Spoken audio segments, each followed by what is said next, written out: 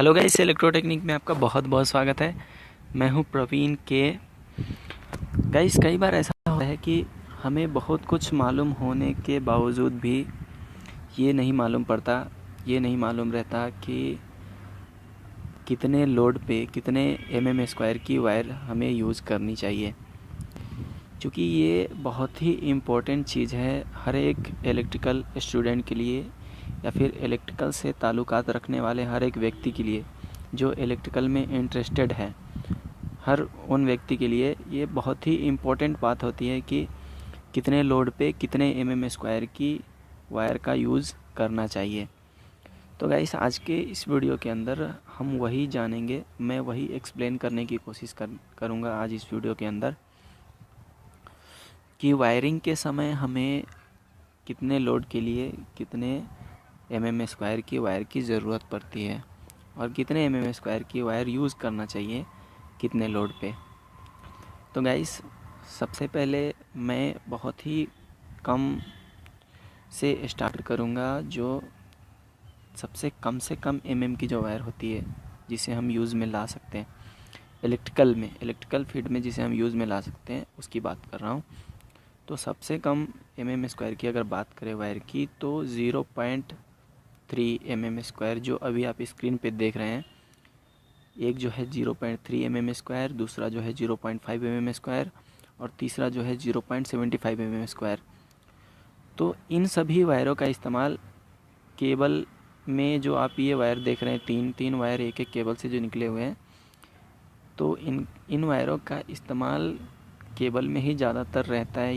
ये wire cable में ही रहते हैं और इसी प्रकार से इनका इस्तेमाल किया जाता है कि मान लीजिए अगर हमें एक हाइलोजन जलानी है जो कि 500 वाट की हैलोजन है, या फिर 200 वाट की हैलोजन है, या फिर 100 वाट की बल्ब जलानी है, तो हम वहाँ पे अगर 100 वाट की बल्ब जलानी है तो वहाँ पे 0.3 mm² वाली वायर का जो केबल देख रहे हैं आप, उसका इस्तेमाल हम कर सकते हैं आसानी से।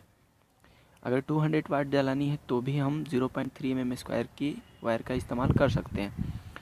अगर उससे आगे बढ़े 300 वाट्स या फिर 500 वाट्स तक बढ़े तो हम 0.5 mm² की वायर को यूज़ करना पड़ेगा हमें। तभी जाके हमारा जो सर्किट रहेगा ना, वो सर्किट के अंदर मजबूती रहेगी। क्योंकि होता ऐसा है कि अगर हम कम वायर का इस्तेमाल ज़्यादा करंट को पास करने के लिए करें तो उस समय क्या होता है कि हमारा वायर वीक पड़ जाता है। क्योंकि सपोज़ कीजिए अगर एक पतली सी पाइप है और उसमें से हम उतना प्रेशर में पानी को गुजारेंगे जितना कि उसमें से जाना नहीं चाहिए, उससे ज़्यादा प्रेशर से हम अगर उस पाइप से पानी को गुजारेंगे तो पाइप क्या होगा, पाइप फट जाएगा।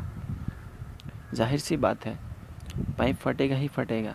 तो इसलिए हमें वायरों का इस्तेमाल और वायरों का का ख्याल रखना चाहिए वायरिंग करते समय कि कितना लोड है और कितने की वायर का हम इस्तेमाल कर रहे हैं। अब आइए अगर 0.75 mm² की बात करें तो हम इसमें एक कटिंग मशीन, जैसे कि ग्राइंडर मशीन जो होती हैं, उसे भी चला सकते हैं कुछ देर के लिए। बट उसमें भी क्या होता है, ज़्यादा लाइफ नहीं रहती है वायर की, फिर भी चलेगा। चलेगा, वायर कुछ समय तक के लिए चल सकता है, लेकिन ये भी उचित नहीं होगा। उचित तो वहाँ पे होता है आपको 1 mm² लगाना ही सही मायने में उचित होता है। 1 या 1.5 mm² की वायर अगर हम लगाएं किसी ग्राइंडर मशीन में तो काफ़ी अच्छा होता है और काफ़ी टिकाऊ होता है, वायर की लाइफ रहती है। ओके, तो ये थी जो 1² से कम की वायर थी। अब बताएंगे हम आपको 1² की वायर।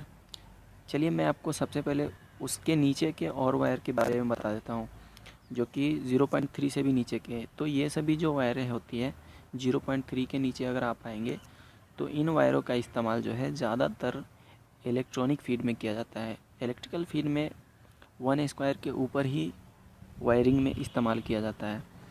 अगर 1² के नीचे आए तो 0.3 के भी नीचे अगर आप आए तो इलेक्ट्रॉनिक फीड में इन वायरों का इस्तेमाल ज़्यादा किया जाता है, जैसे कि जंपर वायर के लिए। ये देखिए आपको जो दिख रहा है अभी, ये जंपर वायर्स है, जिसे मदरबोर्ड में एक जगह से दूसरे जगह तक जंप करने के लिए इन्हें कनेक्ट किया जाता है।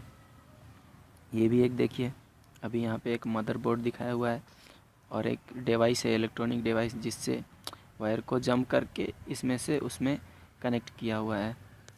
तो इस तरह से क्या होता है कि सबसे कम दर्जे का जो वायर होता है, सबसे नीचे जो सबसे कम एमएम की जो वायर होती है, उनका इस्तेमाल इलेक्ट्रिकल फीड में बहुत ही कम होता है, इलेक्ट्रॉनिक फीड में ज़्यादा होता है। तो ये थी जो सबसे कम एमएम की वायर्स थी।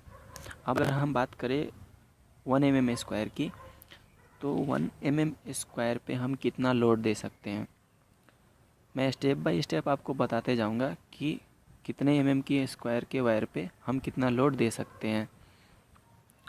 तो 1 mm स्क्वायर की अगर हम वायर की बात करें, तो उस पे हम, जहाँ तक मेरा एक्सपीरियंस कहता है, उस पे हम 700 तो मेरे ख्याल से थोड़ा ज़्यादा हो जाएगा, 500 से 600 वाट तक हम उस पे लोड दे सकते हैं।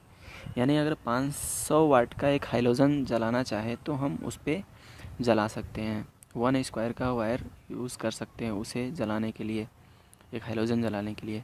या 600 वाट भी रहे तो चलेगा, ऐसा नहीं है कि नहीं चलेगा, चलेगा।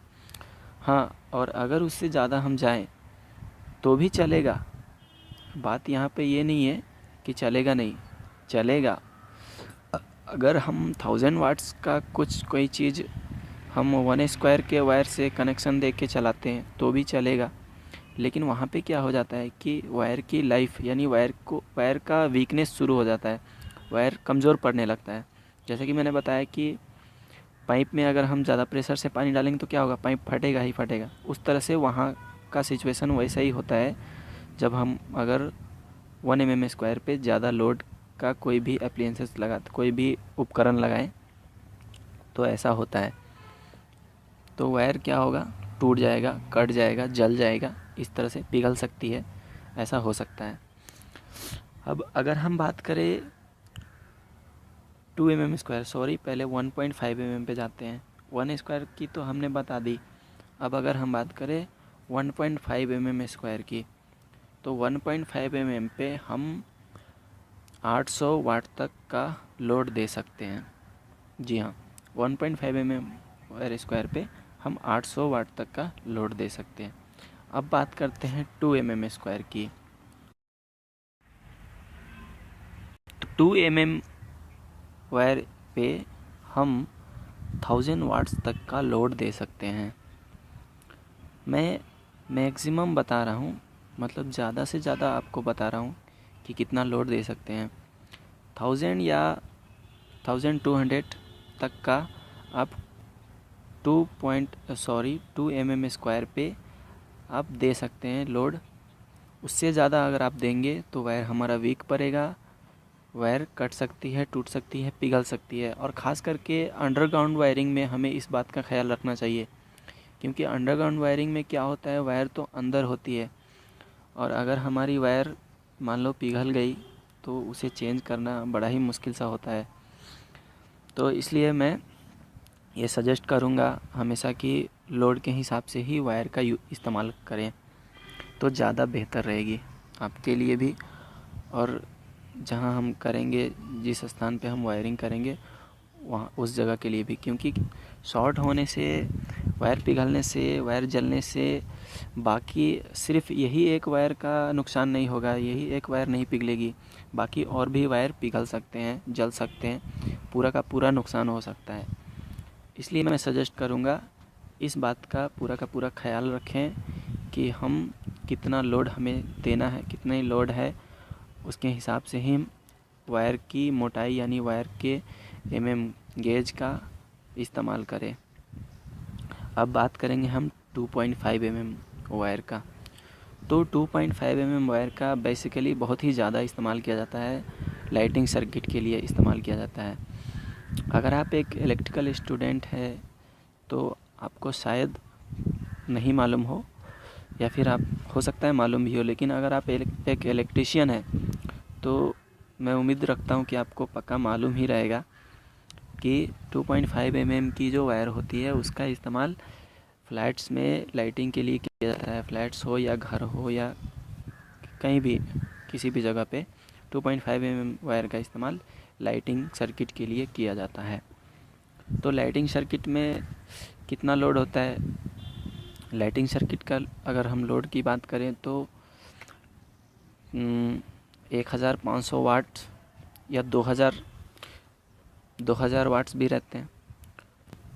अगर हम बात करें कि कितना दे सकते हैं 2.5 mm स्क्वायर पे हम कितना लोड दे सकते हैं, तो मैं आपको बताना चाहूँगा कि 2500 यानी 2.5 के तक हम 2.5 mm वायर पे लोड दे सकते हैं।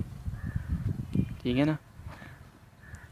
तो इतना लोड हम 2.5 mm स्क्वायर पे दे सकते हैं। अब बात करेंगे हम 3 mm स्क्वायर की। तो गाइस मैं अपने एक्सपीरियंस से बताना चाहूँगा आपको कि 3 mm की स्क्वायर मैंने बहुत ही, मेरे ख्याल से तो मैंने यूज़ किया ही नहीं है, तो फ़िलहाल मैं उसके बारे में कुछ बताना नहीं चाहता हूँ और नहीं बता पाऊँगा, क्योंकि मैं चाहता हूँ मुझे जो पता है वही मैं आपको बताऊँ।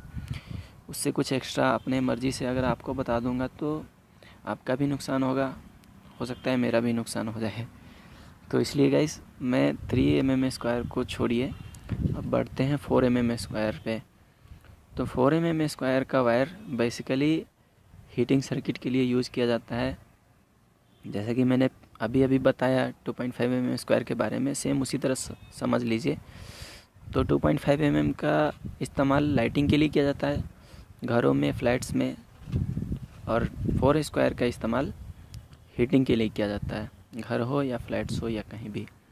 हीटिंग सर्किट यानी होता है कि अगर आपको गीज़र चलाना हो, फ्रिज चलाना हो, एसी चलानी हो, तो ये सभी जो उपकरण है, ये सभी उपकरण हीटिंग सर्किट पे ही चलते हैं। इन सभी उपकरणों के लिए हमें 4 स्क्वायर की वायर ही देनी चाहिए और उसी वायर को देना ही प्रॉपर होगा, सही होगा। सही मायने में 4 स्क्वायर की वायर से ही हम इन सभी उपकरणों का उपयोग सही तरीके से कर पाएंगे। वरना क्या होगा, जैसे मैंने आप पीछे अभी बताया, पिघल जाएगी वायर, जल जाएगा पूरा सर्किट, नुकसान इस तरह से हो सकता है। कुछ कहा नहीं जा सकता। तो इसलिए गाइस थोड़ा संभल के और पूरी अच्छी नॉलेज के साथ करें, पूरा अच्छा मतलब देख ले कि कितना लोड है, हमें कितना mm की वायर को लगाना है वहाँ पे। इन सभी का ख्याल करके ही आप वायरिंग करें तो ज़्यादा बेहतर रहेगा। तो हाँ, अब अगर हम आगे बढ़ते हैं तो हम बात करने वाले हैं 6 mm स्क्वायर की। 6 mm स्क्वायर का इस्तेमाल हीटिंग के लिए ही किया जाता है।